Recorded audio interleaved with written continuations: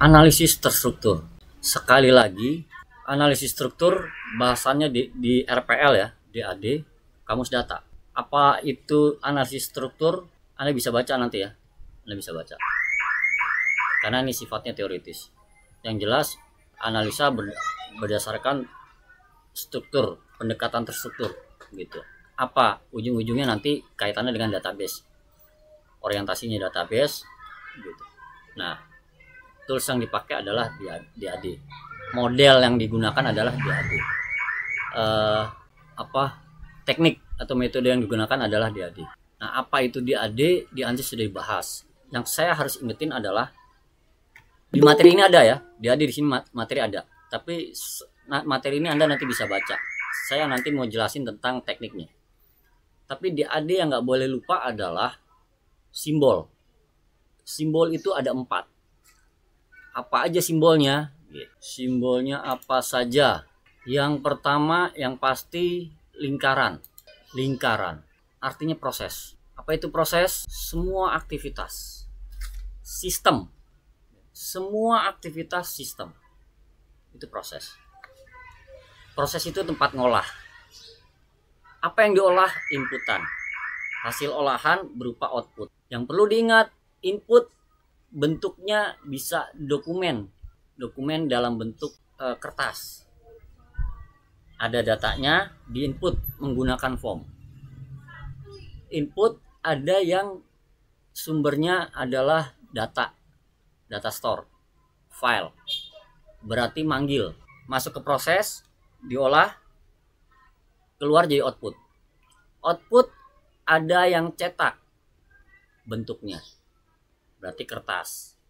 Ada yang tampilan doang, hanya tampilan. Itu nggak boleh lupa.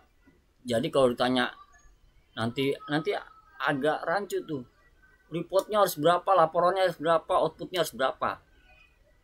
Basicnya harus paham makanya. Input masuk ke proses, diolah, keluar sebagai output. Itu yang pertama. Yang kedua, entitas. Entitas apa? Orang, bagian, unit, dan seterusnya yang secara langsung ataupun tidak langsung. Kalau di teori tidak langsung. Secara entitas tuh external entity. Nah, eksternal luar. Orang, bagian, dan seterusnya dan sejenisnya yang ada di luar sistem. Tapi terlibat secara langsung di sistem. Saya bilang terlibat secara langsung maupun tidak langsung karena ketika implementasi nyata-nyatanya ada external entity yang memang terlibat di dalam sistem walaupun tidak secara langsung. Itu nanti kita sering temuin ketika muncul kasus-kasus. Diingat aja. Yang nggak boleh lupa adalah entitas itu sumber. Ya, sekali lagi sumber. Ingat nih, ini nanti ketika bikin suka bingung tuh. Entitas itu sumber pemberi data. Apakah entitas itu yang input? Yang input itu bisa operator, bisa user, dan seterusnya. Tapi bicara entitas adalah sumber. Sekarang, pendaftaran mahasiswa baru ngasih formulir pendaftaran. Yang input apakah mahasiswa? Bukan. Tapi entitas yang dicantumin apakah resepsionis atau mahasiswa? Jadi, ingat, entitas itu sumber. Atau penerima informasi. Kenapa dibilang penerima informasi bukan penerima data? Karena data informasi adalah hasil olahan data. Ketika dikasih di input, yang di input data. Ketika sudah menerima hasil olahan proses berarti informasi. Pak, kan ada di contoh-contoh itu referensinya admin. It's okay, tapi saya selalu sarankan saya hindari. Sebut aja langsung orangnya siapa. Apakah dia bagian administrasi, apakah dia resepsionis, apakah dia orang TU. Sebut aja bagiannya, unitnya. Gitu. Jadi jangan ragu-ragu untuk menyebutkan itu. Dia memang admin, Pak. Iya, apakah di kantor itu namanya admin? Enggak. Pasti dia ada nama bagiannya. Jumlah dan nama entitas harus sama. Kenapa? Kalau konteks ada 4 entitas, di 0 juga harus ada 4 entitas. Jangan di konteks itu ada 4, di 0 ada 3, di rinci ada 4 gitu. Jangan. Nah, itu udah pasti. Yang kedua, arus data itu mulai dari data masuk, data diproses sampai dari dikeluar. Padahal simple. Arus itu cuma ada arus masuk yang ke proses, berarti yang masuk data, terus sama arus keluar. Jadi sebetulnya cuma ada dua. Paling arus yang dari proses ke proses juga bisa, tapi tentatif. Tidak selamanya sebuah data itu dari proses ke proses gitu. Tapi tentatif. Ada gak? Ada gitu. Jadi yang masuk dan yang keluar kan cuma itu. Ini saya kasih catatan nih. Arus data merupakan aliran data dari entitas ke sistem, ke proses maksudnya dalam hal ini. Bentuknya bisa formulir atau file. Sistem ke data store, namanya nyimpen. Data store ke proses, namanya panggil atau baca. Oleh sistem karena tabel tersebut berhubungan proses sistem, misalnya proses cetak karena panggil. Sistem ke entitas, jadi cuma ada 4 kategori. Entitas ke proses, proses ke data store, data store ke proses, proses ke entitas. Jadi jangan sampai lupa. Terus lagi yang habis arus data, yang terakhir adalah data store. Level itu ada level 0 konteks, level 1 0 diagram 0 maksudnya.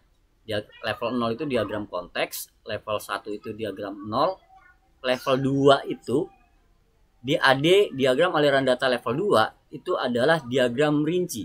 Jika diagram rinci itu kepecah lagi, berarti level 3-nya adalah diagram rinci level 1. Kalau Anda sempat buka DAD, tingkatan DAD, konteks 0 rinci nomor nih, level.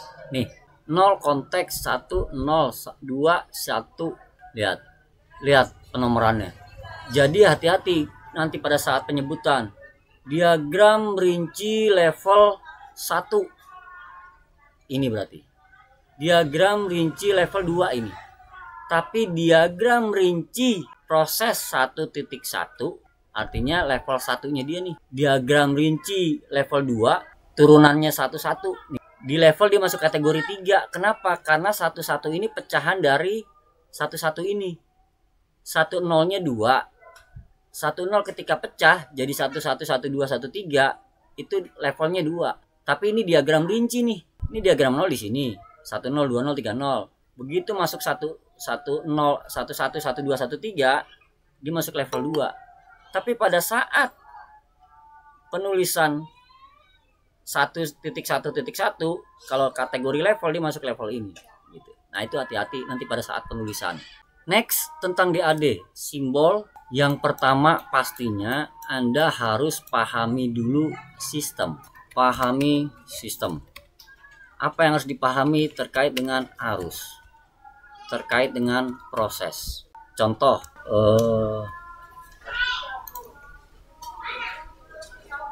Teti 0798 bikin apa kemarin? Bikin apa, Bu?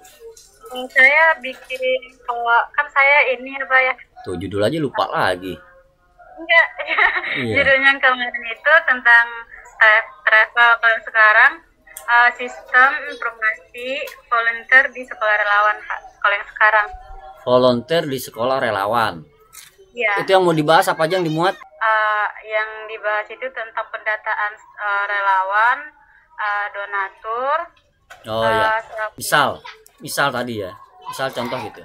Proses. Kita pengen bikin aplikasi volunteer. Volunteer itu apa yang kira-kira harus sudah punya gambaran tuh apa yang akan kita masukin di dalam sistem tersebut gitu. Sehingga pada saat kita tahu apa saja yang mau ini berarti kita harus kategorikan. Makanya di awal kemarin saya bilang kategorikan, detailkan proses. Jadi kita harus tahu prosesnya apa aja. Prosesnya apa aja. Harus kita bisa pecah. Jadi kalau sebuah proses, kalau ini konteks, kalau ini sistem, kita harus bisa pecah menjadi beberapa proses kecil. Dan kita harus beri nama, harus namain. Namanya apa? Misal, awal yang mau kita data adalah relawan, berarti pendataan relawan. Misal, pendataan relawan. Berarti logikanya ketika kita mau data relawan, pendataan ini pasti menggunakan form input data relawan. Habis pendataan relawan apalagi? Relawan volunteer sama gak? Kita mau data karena tadi donatur, kita ada pendataan donatur. Terus apalagi yang terkait dengan data yang ada di sistem ini? Oh, kita mau buat misalkan kegiatan, jadi semua kegiatan kita data. Misal kegiatan banyak, ada kegiatan sosial, ada kegiatan pelatihan, ada kegiatan pendidikan. Kita bisa pecah nanti di sini nih, kita bisa pecah lagi kalau ternyata proses tersebut masih besar. Ini bisa ke sini, ini bisa ke sini, ini bisa ke sini. Ini pendataan kegiatan. Ini ada kegiatan misal yang sifatnya sosial. Ini ada yang sifatnya pelatihan. Saya sampai pakai bahasa-bahasa simpel ya.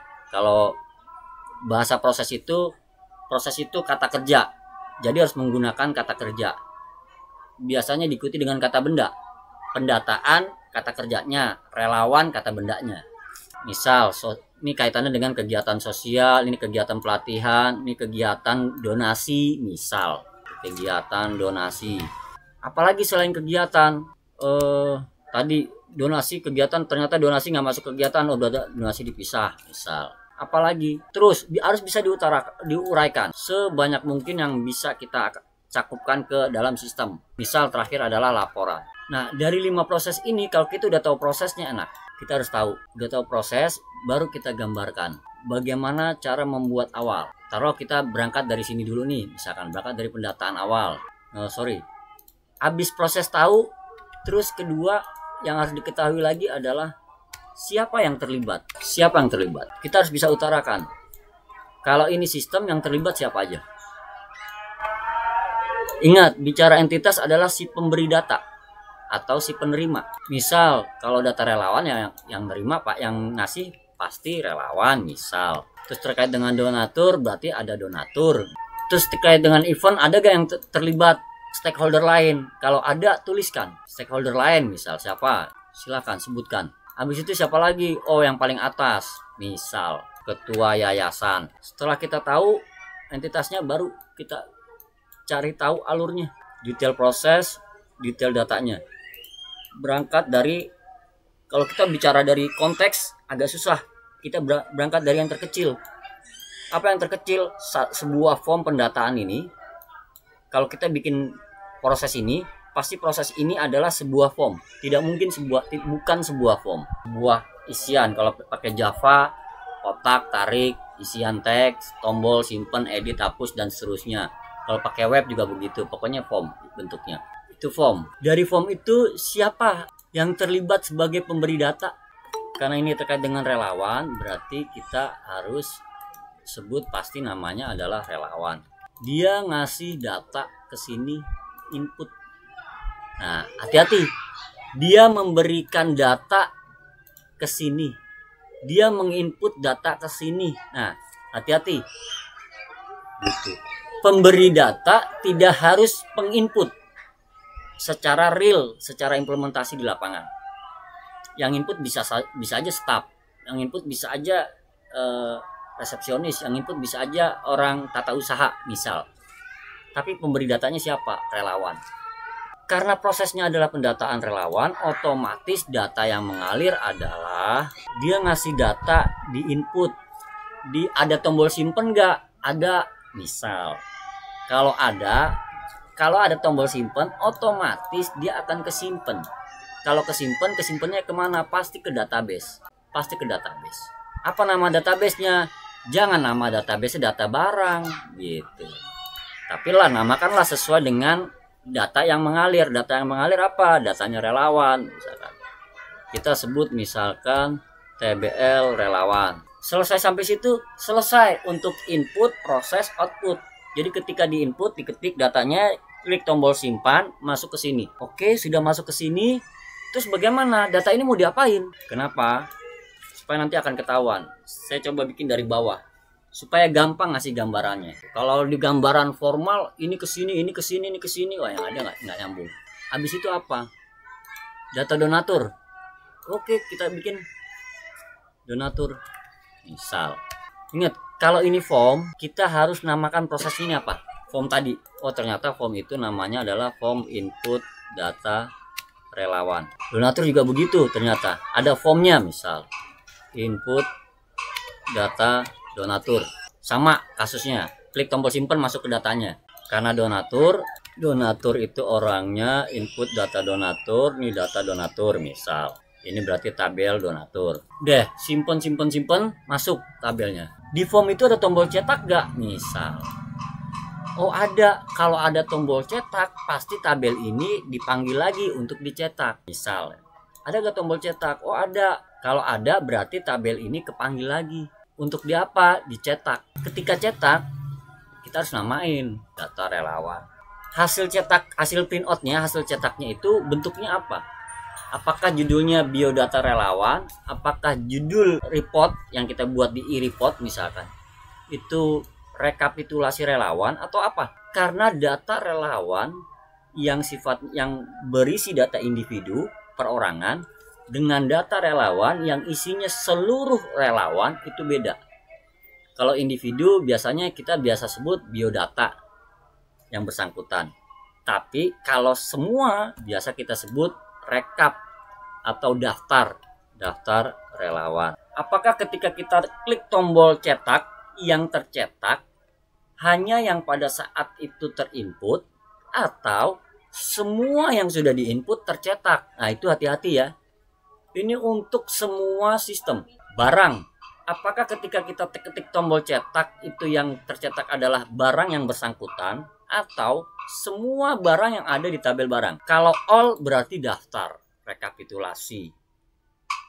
Kalau satuan ya sebut aja satuan, data barang, biodata relawan, atau misal pada saat input ketik tombol cetak yang keluar adalah kartu anggota.